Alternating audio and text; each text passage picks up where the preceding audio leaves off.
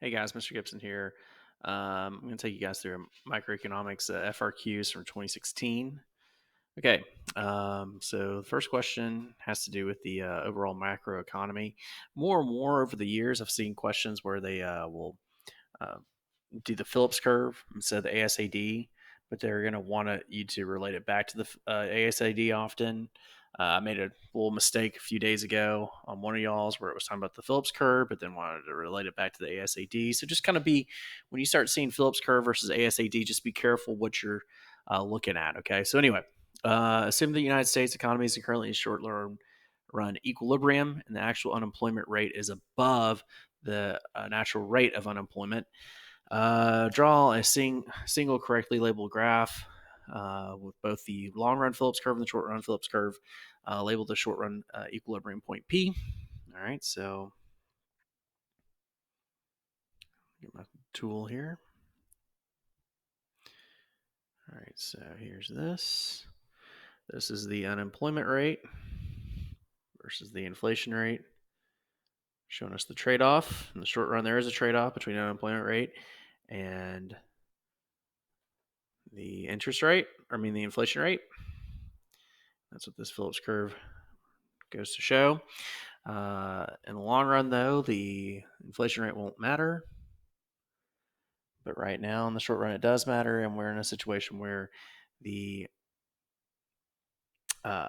P, equilibrium point P here, where the unemployment rate is higher than the natural rate of unemployment, which you would find at the long run Phillips curve.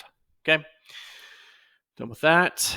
Assuming no policy actions were taken, will the short run Phillips curve shift to the right, shift to the left, or remain the same? Okay, this is where I made a mistake a couple of days ago because they could have easily have asked about the short run aggregate supply curve, but in this case, they're talking about the short run Phillips curve. Okay, so what will happen here is people will adjust their expectations to this inflation rate, and the short run Phillips curve will shift to the left.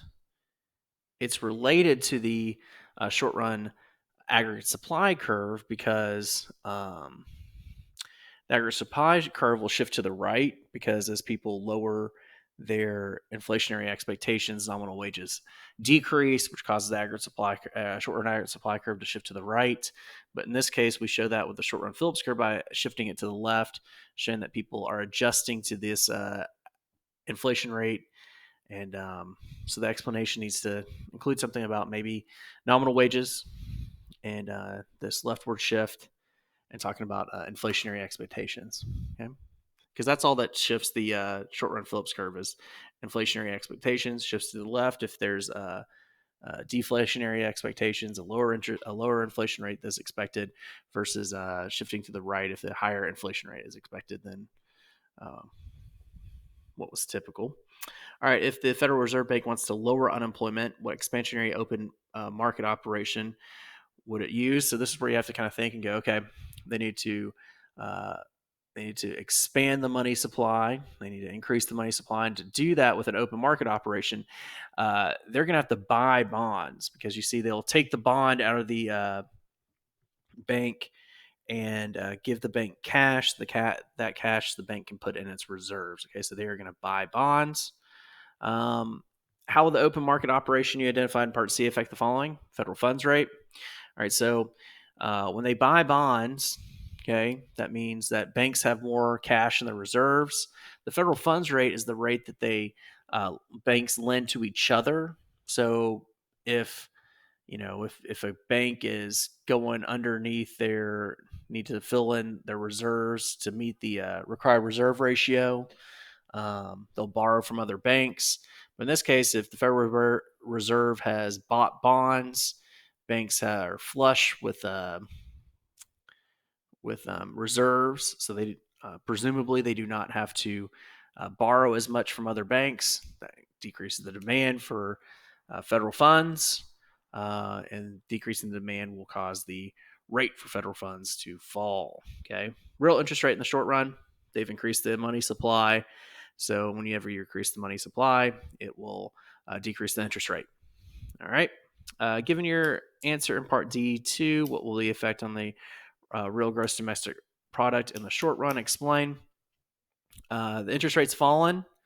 That makes interest sensitive purchasing more attractive. So that'll increase interest sensitive purchases on consumer goods and investment goods.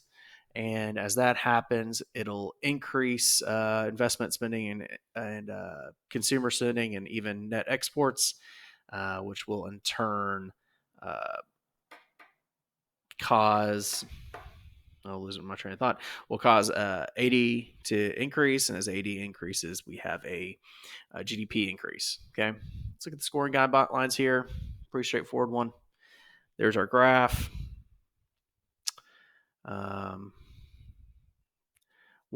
here's our leftward shift. Explain that the producing a level of output below full employment will create higher unemployment, lower the inflationary expectations, lower nominal wages or input costs. Okay, so that's where it's tying it back to that ASAD curve and that short run aggregate supply curve. 1 point is earned for saying the Federal Reserve should buy bonds. And 1 point is earned for saying the federal funds rate will decrease. Explain that the money supply will increase, which will increase reserves and decrease the federal funds rate. And the real interest rate will decrease in the short run. And that's it. I didn't do E and F because, E, I did do E. 1 point is earned for saying that the real GDP will increase in the short run. Explain that decrease in real interest rate will increase interest sensitive spending, which includes consumption and investment, resulting in increase in aggregate demand. F and G I didn't do because that was those were international trade questions, which will not be on the test. All right. Let's go to 2. And 2 is the reason why I wanted to do this one. And it's because this is a bank balance sheet question. Every few years, you'll see one of these. They can be easy in one way, and in some ways it's a little tougher because you kind of have to navigate what they're asking. Folks aren't that familiar with balance sheets. I know I'm not. So anyway, so we've got this bank, we've got their assets, their reserves and loans, and their liabilities, which were these demand deposits, your checking accounts. Okay. Assume that the required reserve ratio is 10%. Okay. What is the dollar value of new loans that First Superior Bank can make? And they've got $200 in the reserve. Demand deposits $2,000. Required reserve ratio is 10%. So 10% of $2,000 is $200. So there are no excess reserves. They cannot make any new loans. So that's the explanation there. There's $2,000 in demand deposits. 10% of 2,000 is $200, which is how much they have in reserves. So they do not have excess reserves to loan out. Now we have Mr. Smith, who comes along with $100 of cash, puts it into his bank account, calculate the maximum amount of new loans that First Superior Bank can make. So they have to put $10 in reserve because that's 10%, and the other 90% or $90 they can loan out. Calculate the maximum change over time in which of the following in the banking system. Loans. Well, what you've got here is we can use the money multiplier, which is 1 over required reserve ratio times the initial amount. And that's going to tell us how much this will increase demand deposits in banks, okay, over time, an infinite time scale. So this is 1 over 1/10 is 10, so this will be $1,000.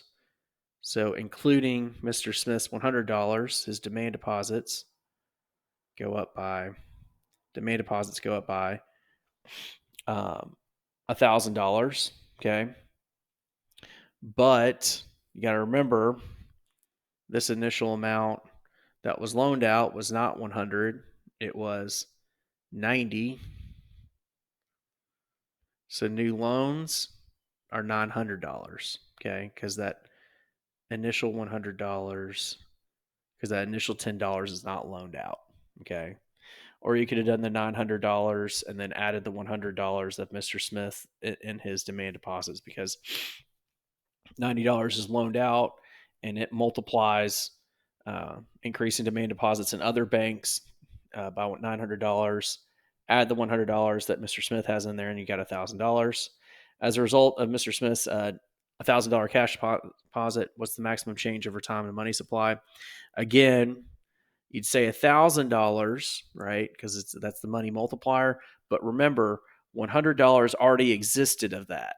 Okay, so in reality, it's just $900 because Mr. Smith's $100 was already part of the money supply.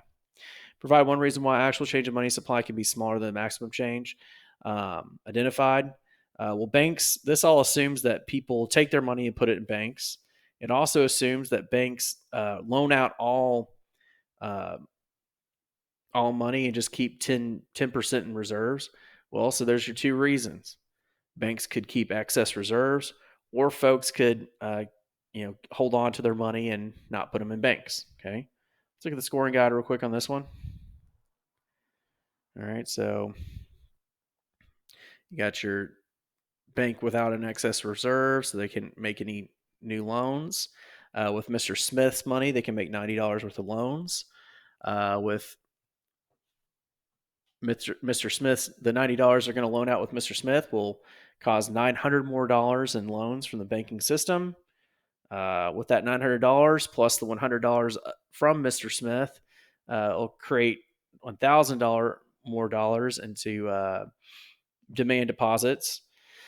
And of course, it'll increase the money supply, multiply it by 10, making it $1,000. But we have to remember that Mr. Smith's $100 already existed in the money supply. So the banking system will create $900 more. Okay. And then finally, 1 point is earned for identifying that the public holds money and that banks can hold excess reserves. Okay.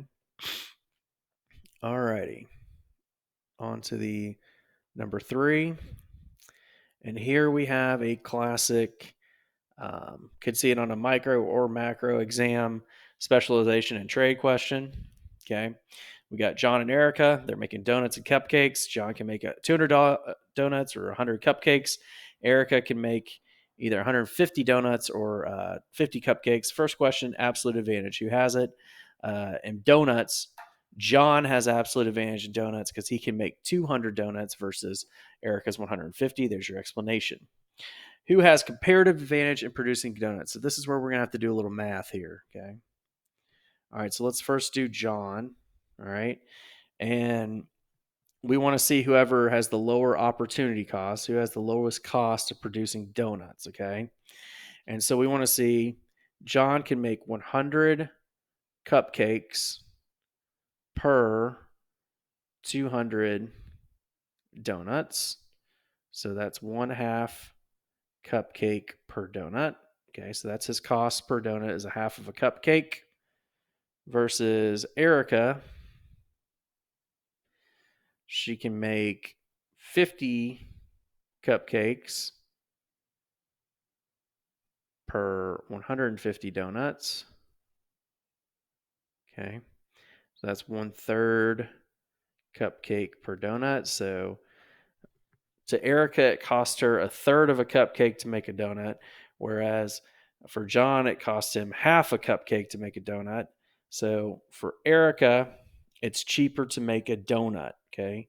Because it only costs her 1/3 of a cupcake, okay? So Erica has comparative advantage in donuts, and the explanation is it cost her 1/3 of a cupcake, which is lower than 1/2 of a cupcake that it would cost John, okay? All right, assume Erica and John decide to specialize according to their competitive advantage, and that 1 cupcake is exchanged for 4 donuts. Okay, so Erica can take 4 donuts and get 1 cupcake. Okay, so for John, if he wanted to, he'd have to give up 2 donuts per cupcake to make it himself. So in this case, he only gives up 4. He gives up 1 cupcake and gets 4 donuts. So this deal is pretty good for John because 4 donuts per cupcake is greater than the 2 donuts per cupcake that he could do by himself. So that's beneficial to John. Okay, that's great. All right, let's think about Erica. So Erica She specializes in donuts. So in this case, she has to give up 4 donuts